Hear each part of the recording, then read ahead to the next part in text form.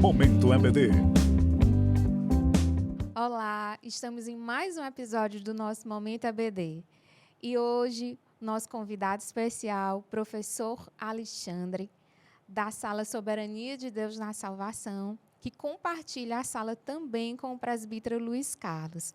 Seja bem-vindo, Alexandre. Muito obrigado pela oportunidade. E vamos conversar acerca dos assuntos, né, que são abordados ali na sala.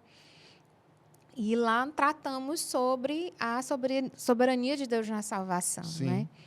E pergunta ao professor, como Deus se revela ao homem? Olha, Deus é maravilhoso. Ele se revela ao homem de duas formas, principalmente. A primeira forma é de forma geral. Então, Deus, ele se revela na natureza.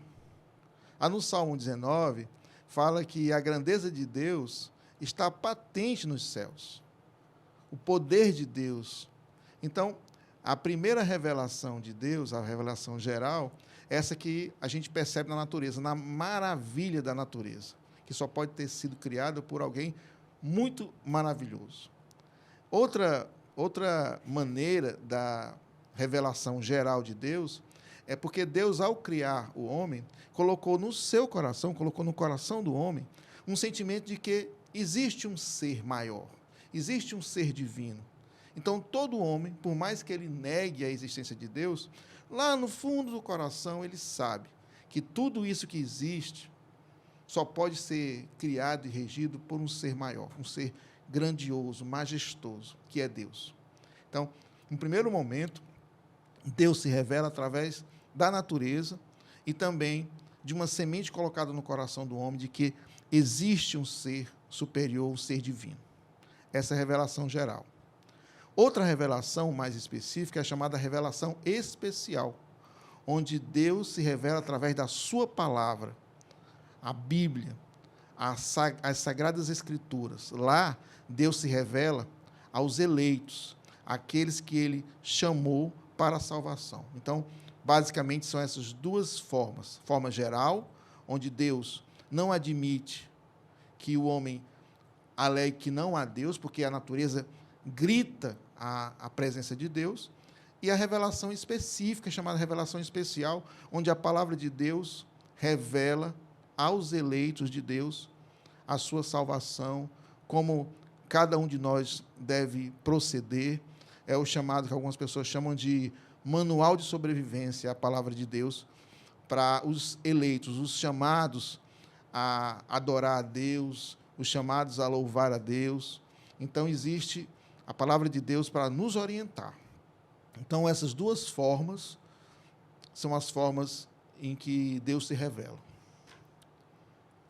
E um Deus tão maravilhoso, né, que há uma triunidade, né, nesse Deus tão grande e que ele se revela também através dela. E, professor, como explicar a triunidade? Existe, às vezes, uma confusão que as pessoas fazem se há ou não há uma hierarquia, né, para que as pessoas possam entender melhor e que possam louvá-lo da maneira a qual nós fomos chamados. Realmente, essa questão da Trindade, né? Inclusive, algumas pessoas alegam que essa palavra nem está na Bíblia, realmente não está, mas a gente crê, pela fé que Deus colocou no coração da gente, e pelo que está relatado na palavra dele, na palavra de Deus, de que Deus é um só. O que significa triunidade?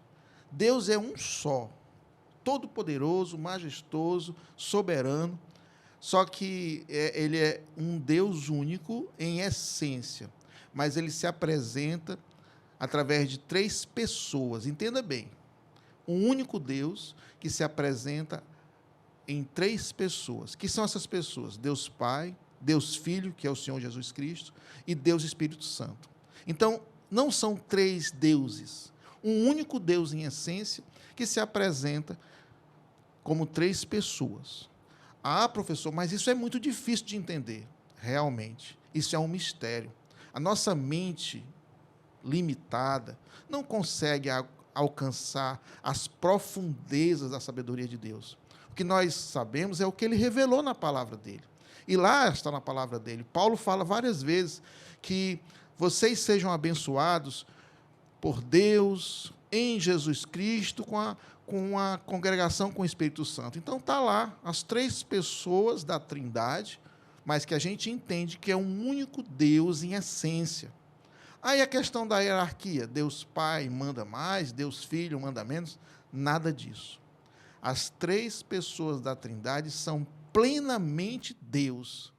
Ah, professor, mas é complicado, né? É um mistério de Deus, que a gente espera no nosso coração que na glória seja revelado mais detalhes sobre isso. Mas, por enquanto, por fé e pela palavra de Deus, a gente entende que é um único Deus, em essência, todo-poderoso, mas que se apresenta como 3 pessoas, e essas 3 pessoas sendo plenamente Deus, sem hierarquia.